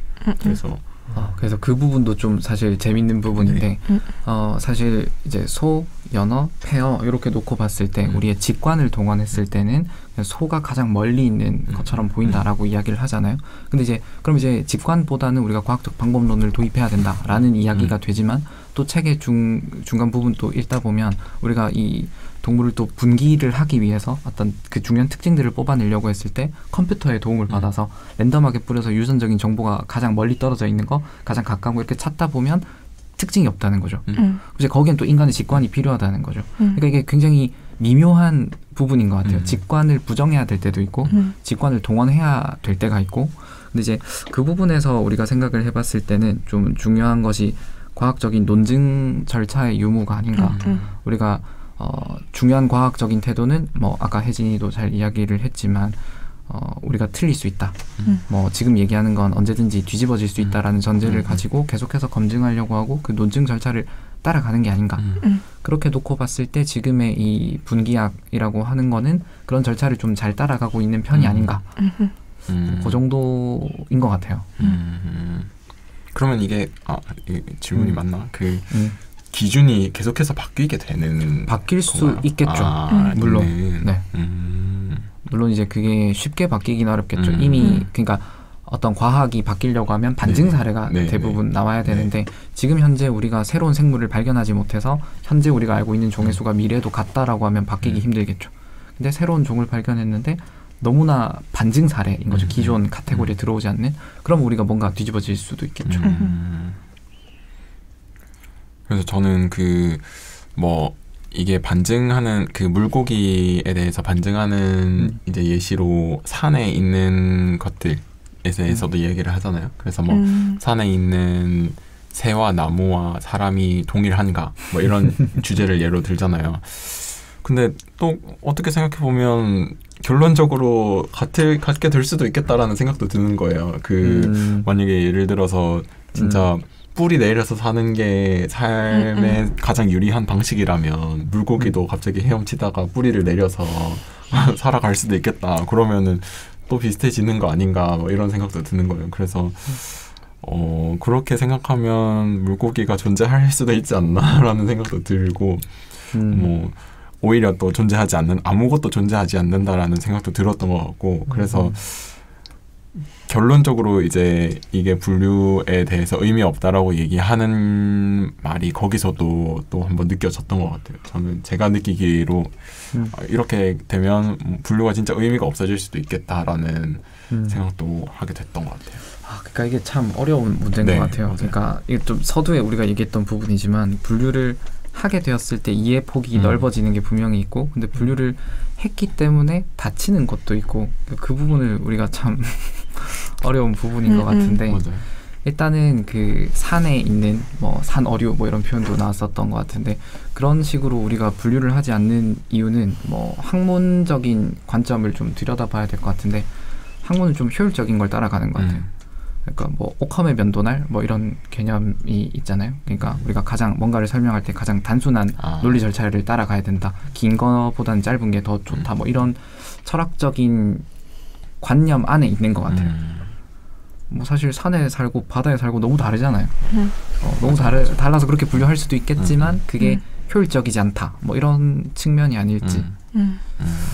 생물을 잘 모르기 때문에. 네, 그래서 뭐 저도 어쨌든 결론적으로는 이런 것들도 결국에는 인간 중심이구나라는 생각도 많이 들었던 그런 직관을 반영하는 것도 역시 인간 중심적이다라는 생각이 들었었던 것 같아요. 저도 그거를 딱 들으면서 그 유발 사피엔스 책이 너무 생각이 났는데 거기서 이제 하라리가 하는 말이 이제 인간 종이 다른 동물들에 비해서 좀 이렇게 오래 살아남을 수 있었던 이유는 다른 뭐 신체적인 특징 때문이 아니라 우리가 이렇게 누군가 모르는 사람과 또 협력을 잘하고 이런 무리를 이렇게 지었다가 해체했다가 협력을 잘하는 능력이라고 했는데 여기서 이렇게 분류를 짓는 것조차 이렇게 분류를 지어서 난 저 사람이랑 같은 종, 나랑 비슷한 사람 이렇게 협력을 지어서 나가는 게 인간 특징이 아닌가 생각이 들었어요. 읽으면서. 그래서 사실 분류가 거기서부터 발전을 한 것 같아요. 그러니까 이렇게 등급을 매기는 분류였잖아요. 그러니까 이 등급을 매길 때 우리가 뭐 전반적인 유사성을 바탕으로 해서 말하자면 이제 직관을 동원해서 이제 등급을 매기는 걸로 시작을 했는데 그게 결국은 사다리였던 거죠. 그리고 이제 제가 이 책을 읽고 흥미가 좀 생겨서 분류학 짧은 책을 한번 봤는데 이런 역사가 아리스토텔레스 시절부터 있었대요. 그러니까 어떤 인간이 가장 높은 상위의 존재고 그 아래에 미개한 동물, 식물들이 있다라는 어떤 이 철학적인 게 굉장히 뿌리 깊은 내용이었던 것 같아요. 그래서 이제 이것을 깨어나오는 그러니까 물고기는 존재하지 않는다. 그러니까 우리가 그거를 받아들이는 거 그게 이제 그 책에서는 코페르니쿠스적 전환이랑 빗대어서 표현을 하잖아요. 그러니까 그만큼의 큰 충격은 맞는 것 같아요. 네. 근데 뭐 분류를 하는 것 자체는 동물적 본능인 것 같기도 뭐 내가 먹을 것과 안 먹을 것을 구별하고 적과 이제 내 먹이를 구별하고 내 포식자를 구별하고 내 동료를 구별하고 이 동물은 나를 건드리지 않는구나 이런 것들도 이제 알게 되잖아요. 저는 그래서 그런 측면에서는 오히려 그 인간이 동물보다 분류를 덜 할 수도 있겠다라는 생각도 들었어요. 그러니까 우리는 뭘 먹어야 되고 먹지 말아야 되는지를 그 동물보다 정확하게 알까라는 생각도 들었었고 그리고 우리가 가장 그런 분류학의 꼭대기에 둔다는 이야기가 우리를 이길 수 있는 동물은 없다라고 생각을 한다면 실제로 그런가로 하면 또 아니잖아요. 그래서 곰은 사람을 찢는데 그렇잖아요. 그래서 이제 또 그런 거에 있어서는 동물이 오히려 더 그런 거를 분류를 잘 할 수도 있겠다라는 생각도 들었어요.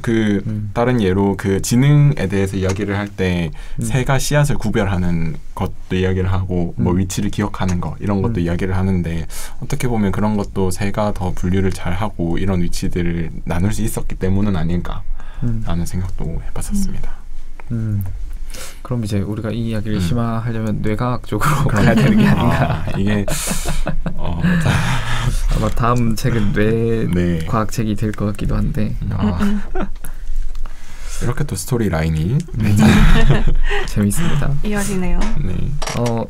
제가 또 나눠보고 싶은 이야기가 저는 항상 그 행복에 대한 주제에 좀 관심이 있고 그리고 카르페디엠이라는 말을 굉장히 좋아해요. 그래서 이 세상에 존재하는 모든 삶에 대한 명언은 카르페디엠에 다 흡수된다고 저는 생각을 하거든요. 근데 이제 제가 좀 불쾌했던 지점은 이 책에서 굉장히 비판을 하는 조던이라는 인물이 카르페디엠을 구호 삼아 외치고 다닐 정도로 카르페디엠을 굉장히 좋아했다라는 포인트가 있었던 거죠. 그래서 이제 이 사람의 삶을 좀 보면 현재를 산 것 같아 보이기도 해요. 왜냐하면 어떤 포인트에서 그렇냐면 이제 이 그 표본들이 다 떨어진 그 상황에서 이제 현재를 산다라는 건 과거에서 이제 벗어나서 과거의 영향에 휘둘리지 않는다는 거죠. 이 사람 바로 다시 물로 나갔죠. 그러니까 이 사람의 그런 삶의 태도를 놓고 보면 과거에 얽매이지 않고 이제 그 현재 할 수 있는 것들을 충실히 해나가는 또 과정을 보였단 말이죠. 그럼 이제 그런 측면은 좀 뭔가 카르페디엠과 맞는 것 같아 보이기도 하고 이제 그런 지점에서 무엇이 문제였을까? 이 조던이라는 사람은 카르페디엠의 어떤 부분을 오해했을까? 뭐 제가 추측을 해보자면 뭐 자신이 잃은 것을 되찾기 위해서라는 어떤 그 목적? 뭐 그런 목적이 문제였을까? 뭐 현재를 사는 것, 이 카르페디엠의 진정한 의미가 뭘까? 이런 좀 질문을 던져보고 싶었어요. 근데 조던의 관점에서 보면 카르페디엠을 했고 행복했던 거 아닌가요? 그럴 수도 있죠. 그냥 조르바래. 이 조단이었나? 행복한 사람인 거잖아요. 근데 이제 우리가 제3자의 입장으로 봤을 때 그 뒤에 했던 행적의 옳고 그름에 대한 시선이 있으니까 그 앞에 카르페디엠으로 했던 행위조차 뭔가 안 좋게 보일 수도 있을 것 같긴 한데 그 순간만큼은 카르페디엠을 하고 행복해하는 삶을 산 게 아닌가 그런 생각이 전 듭니다. 그러면 이제 저의 생각이 뿌리째 뽑혀나가는 거죠. 카르페디엠이 굉장히 중요하다고 생각했는데 카르페디엠으로 살아가면 안 되는 거잖아요. 근데 그거는 되게 각자만의 좀 주관적인 것 같아요. 맞아. 그렇게 안 살아간다는 것도 아닌 것 같고 그렇게 살아간다는 것도 아닌 것 같고 좀 자기가 인생은 자기 좋은 대로 살아가는 거니까 지금 우리는 제3자의 관점에서 각자 살아온 그런 패스가 다른데 그 상황에서 이 사람의 삶을 보니까 이 사람이 카르페디엠을 했든 안 했든 저게 카르페디엠을 해서 이상하게 됐네? 그럼 난 저렇게 하면 안 되겠다 라고 보여질 수도 있을 것 같거든요.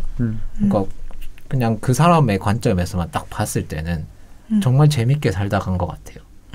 근데 우리 관점에서 봤을 때는 각자 이제 살아온 그게 다르니 저렇게 되면 너무 긍정적 자기 기만이 심해져서 그걸 또 카르페디엠으로 이렇게 덮어 씌우면서 너무 좀 잘못된 길로 빠진 거 아닌가 라고 볼 수 있는 것 같아요. 근데 저는 이제 요거를 이것도 이제 이전 책이랑 좀 엮여지는 것 같은데 다른 사람의 존재를 얼마나 인정하는가 다른 생명의 존재를 얼마나 인정하는가의 차이인 것 같아요. 그래서 이 사실 조던은 그렇게 다른 존재를 신경 쓰지는 않죠. 그리고 확실히 나오진 않았지만 제인을 독살했을 수도 있는 제인 스탠퍼드를 독살했을 수도 있잖아요. 자신의 목적을 위해서.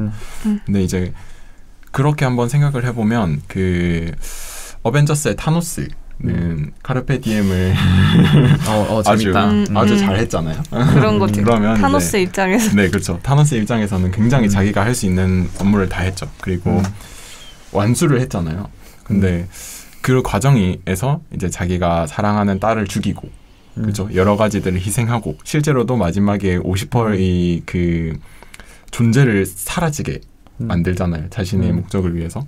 그래서 그런 것들을 봤을 때 다른 존재들을 얼마나 인정을 하고 받아들이는가가 좀 영향을 미치는 것 같아요. 물론 이게 뭐 개인의 입장에서는 카르페디엠을 당연히 했고 그것도 타노스 입장에서는 굉장히 좋은 걸 수도 있지만 글쎄요. 이게 다 끝내고 타노스가 그 모습에서도 타노스가 이 닭을 하고 농사를 지으면서 아주 허탈한 모습으로 살잖아요. 그리고 그 모습은 별로 행복해 보이지 않는단 말이죠.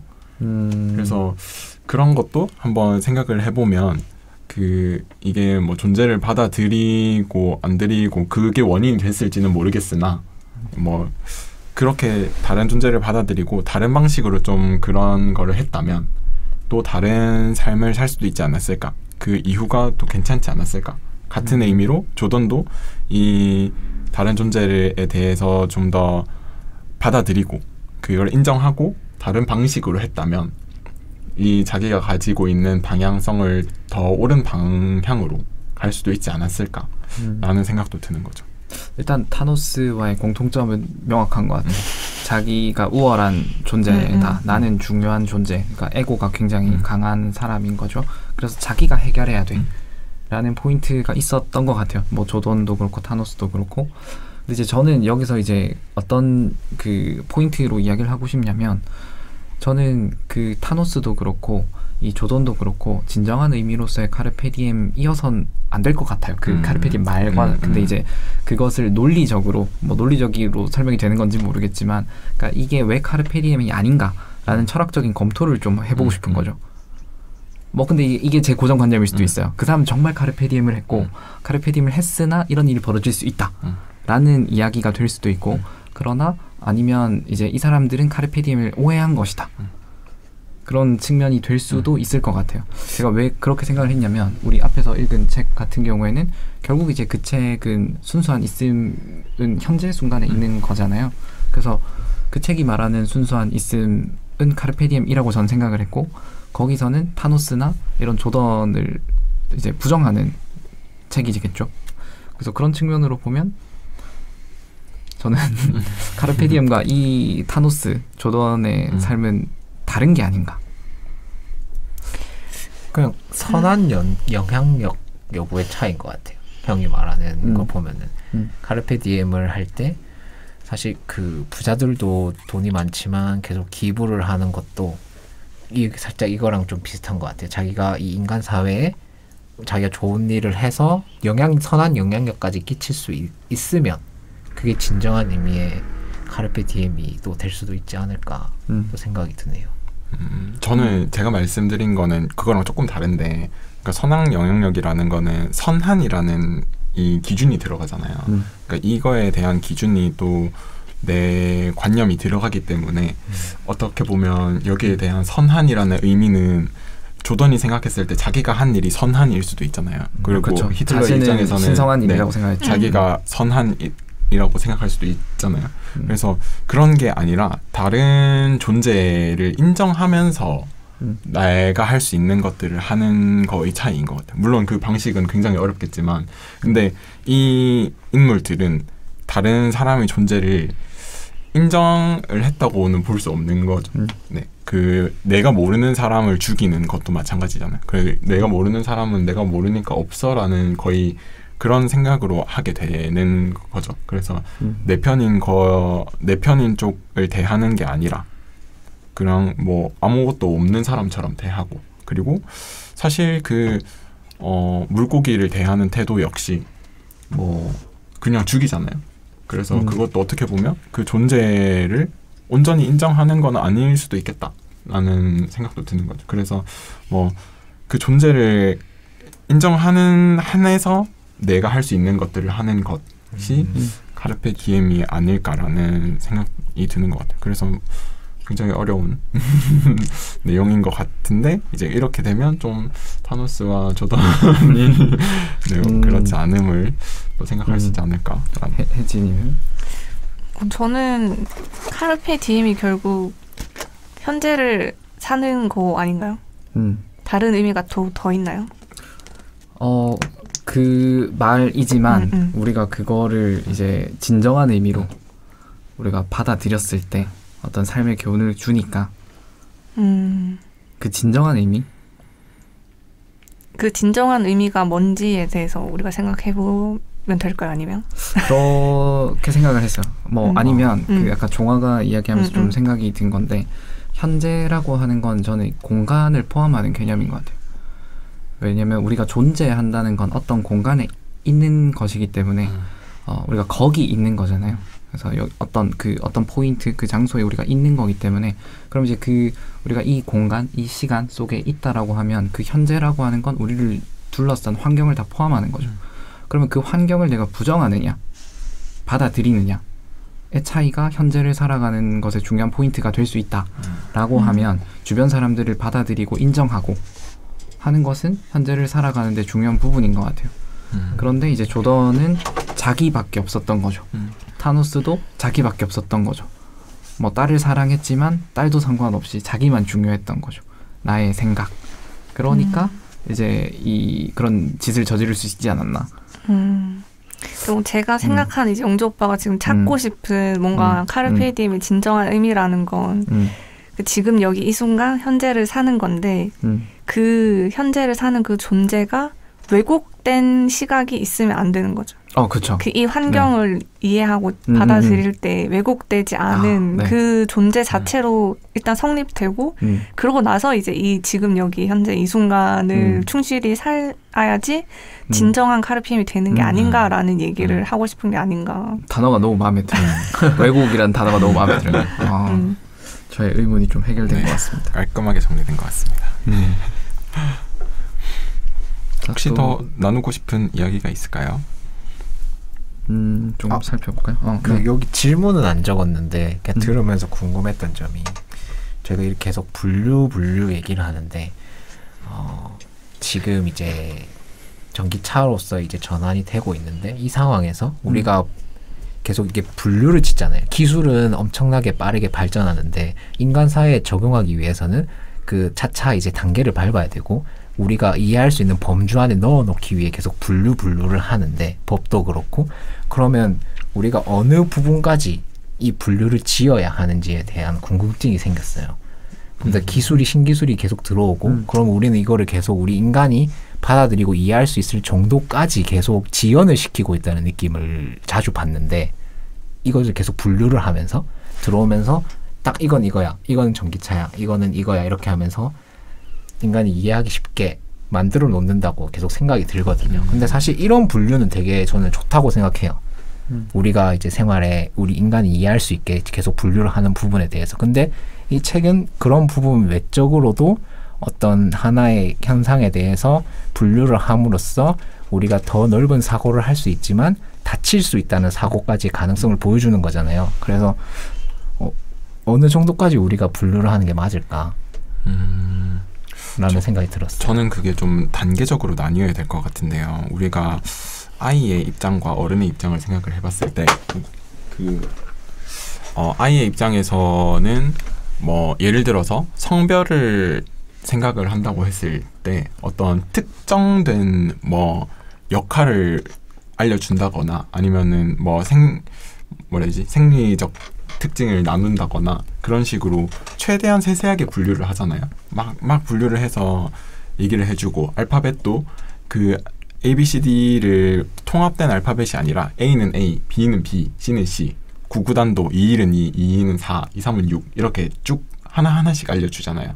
근데 크면은 얘를 통합해서 이해를 하게 되죠. 그래서 성이라는 것도 성 전체성이라든지 아니면 성 역할에 대해서 통합적으로 이해를 하게 되는 부분이 있는 것 같고 그래서 뭐 같은 이야기로 우리가 뭐 아이의 단계에 있는 기술이라든지 이런 것들은 세세하게 분류가 필요하다 하더라도 결론적으로는 통합적인 이해가 필요할 것 같아요. 그게 이해를 더 넓힐 수 있는 방법이 될 것 같아요. 그래서 뭐 다른 예시가 뭐가 있을까요? 뭐 나무를 여러 가지로 구별을 지었을 때 뭐 이게 소나무다 뭐 대나무다 이런 거를 처음엔 알려주다가도 결국엔 이건 나무다라는 거를 이해를 하게 한다든지 그런 방식으로 좀 해야 하지 않을까요? 저 일단 그 아까 전기차 얘기가 왜 나왔죠? 네?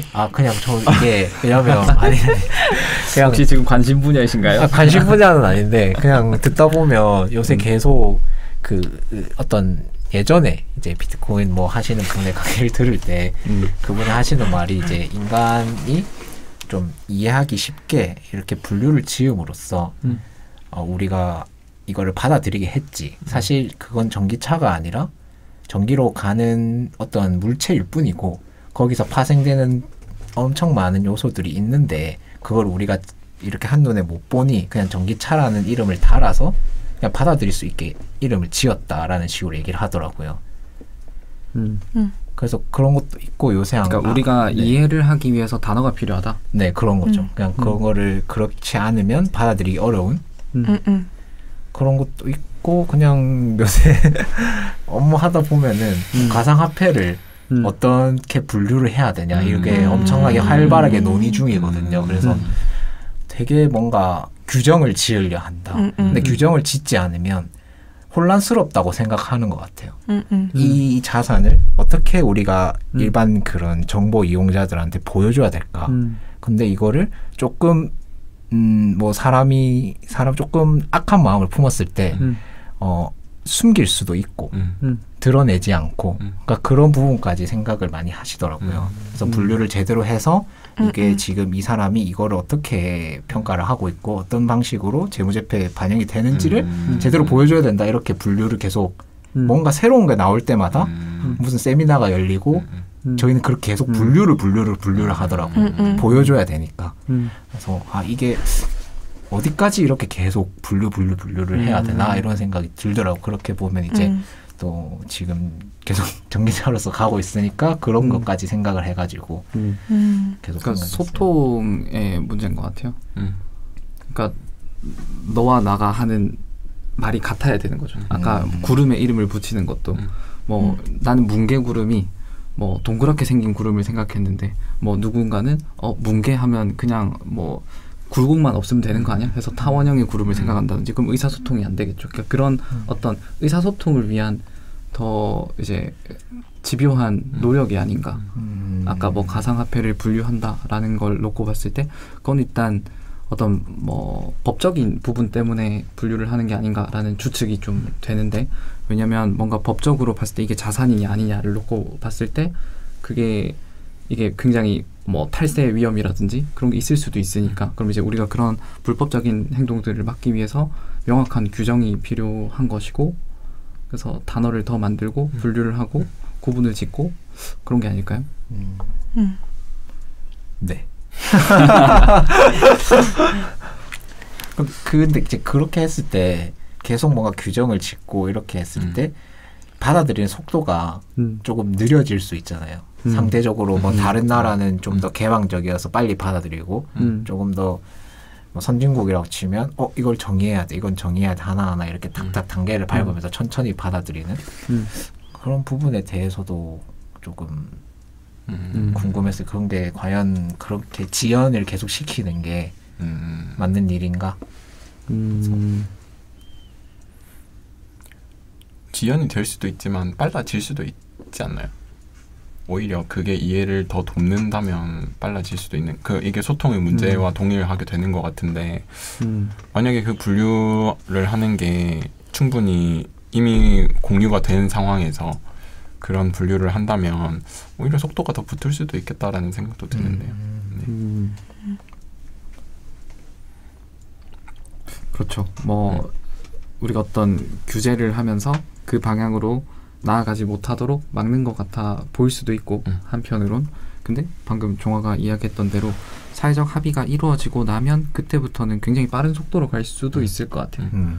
이게 참 잘 모르겠네요. 맞아요. 그러니까 이게 통합과 분류가 계속 왔다 갔다 해야 되는 것 같아요. 그래서 네.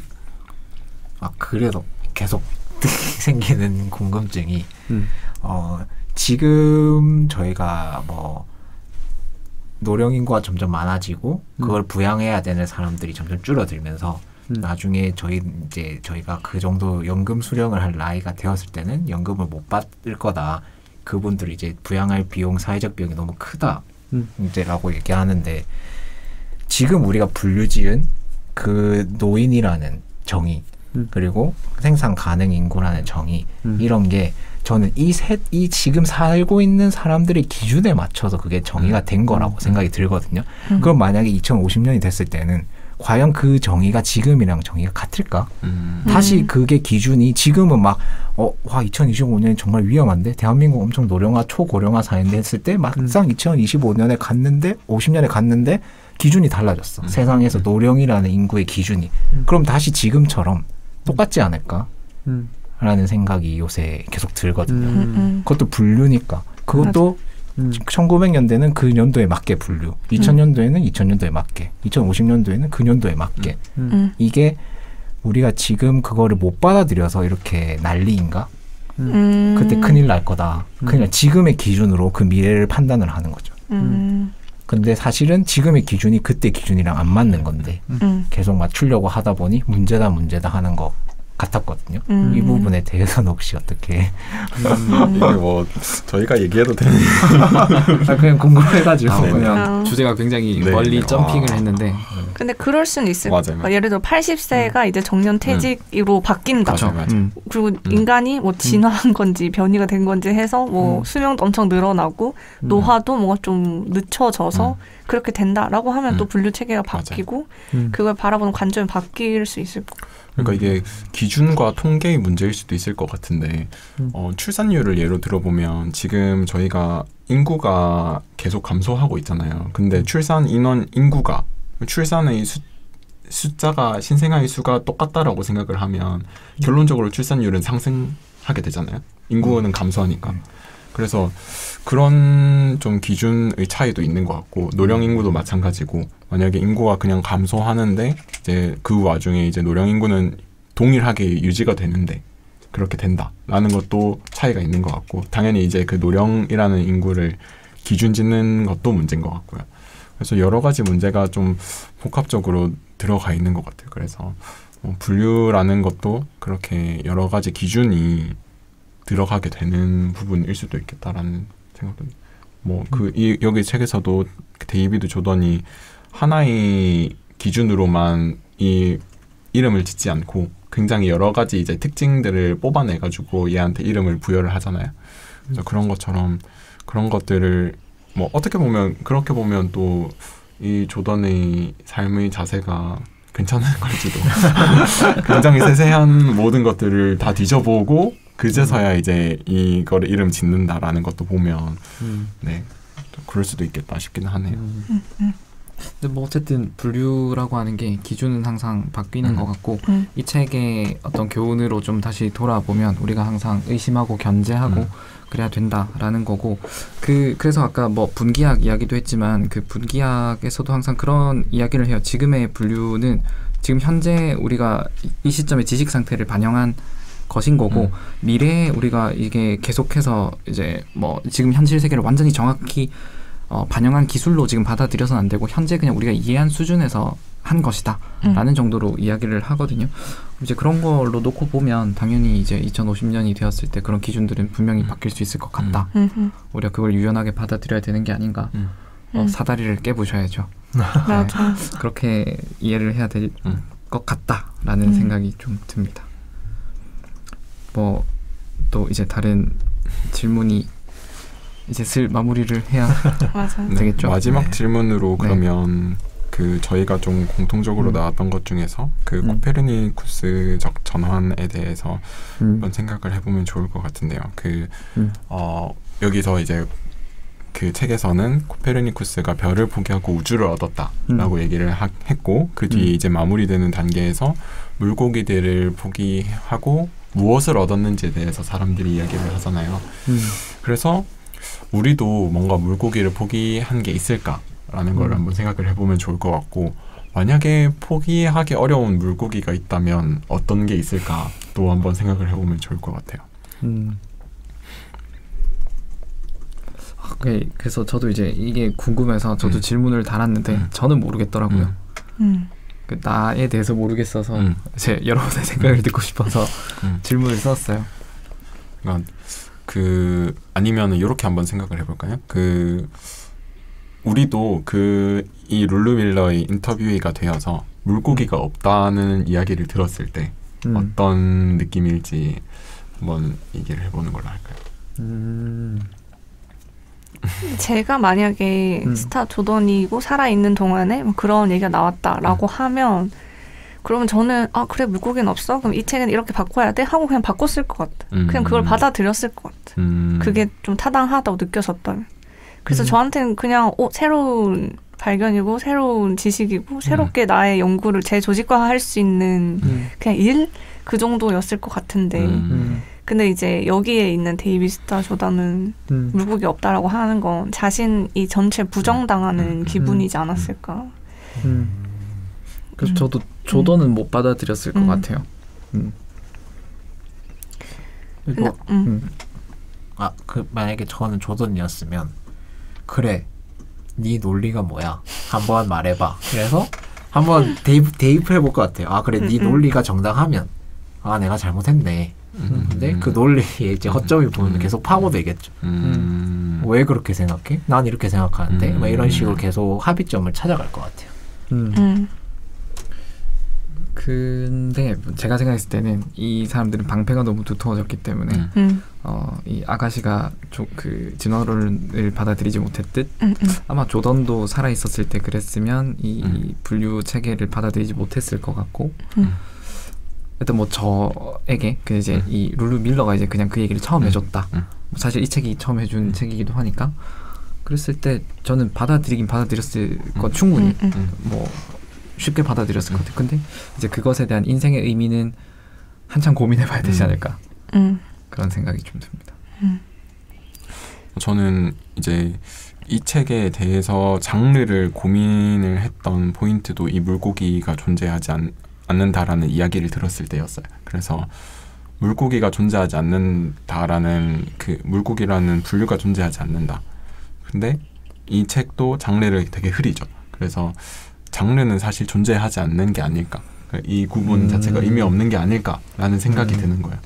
근데 이 이야기가 저한테는 도움도 많이 됐던 게 책을 이해하는 데도 굉장히 도움이 많이 됐던 것 같아요. 책을 다양한 모습으로 제가 좀 더 접근을 할 수 있었고 그리고 뭐 저는 또 영화를 즐겨보니까 영화에 대해서도 다양한 모습을 볼 수 있었던 그래서 어떻게 보면 컨텐츠를 좀 재밌게 즐길 수 있는 방법도 됐던 것 같고 그래서 저는 이 장르를 포기를 하고 뭐랄까요 더 넓은 미학적 경험이라고 하면 좀 거창한가요? 아무튼 좀 그런 경험을 얻게 된 것 같아서 이런 이야기를 기대를 했으나 이런 근데 물고기가 뭐냐고 물어봤으니까 근데 이제 제 생각에는 우리가 물고기라는 존재가 생기기에는 너무 어리다. 아직 좀 더 인생을 살아야지 그런 물고기 같은 존재가 있을 맞아요. 수 있지 않을까. 저는 이제 은유랑 환유 연구를 해서 계속 그걸 어떤 기준으로 은유랑 환유를 구분할지에 대해서 계속 생각을 하는데 학자들마다 되게 의견이 분분하단 말이에요. 그 분류 기준에 대해서. 그럼 저는 뭐 이 사람 것도 생각해보고 저 사람 것도 생각해보고 이 사람이 좀 더 잘 맞는 것 같은데 이렇게 생각하기도 하지만 저의 분류 기준은 없는 거죠. 아직. 그 정도로 연구하진 않았으니까. 그러니까 아직은 그 내 물고기가 사라졌을 때의 기분을 아직 상상을 못하는 것 같아요. 좀 이렇게 빗대어서 질문하셨는데 너무 이과적으로 굉장히 좋은 말로 마무리가 될 수 있을 것 같은데 저희가 아직 그 물고기를 찾지 못했으니까 저희의 물고기를 찾는 여정을 가는 걸로 마무리를 하면 좋을 것 같습니다. 그래서 마지막 문장은 네. 다윈의 입을 빌려서 이 문장을 좀 하면 좋을 것 같아요. 생명에 대한 이런 시각에는 어떤 장엄함이 깃들어 있다. 네, 우리 이 장엄함을 좀 품으면서 물고기를 좀 찾아 나서고 물고기를 없애는 그런 삶을 살아보도록 합시다. 찾아서 또 없애야 되나? 네, 알겠습니다. 그러면 오늘 저희 모임은 여기까지 하는 걸로 하겠습니다. 네, 좋은 시간 되셨길 바랍니다. 네, 고생하셨습니다. 네, 안녕. 고생하셨습니다.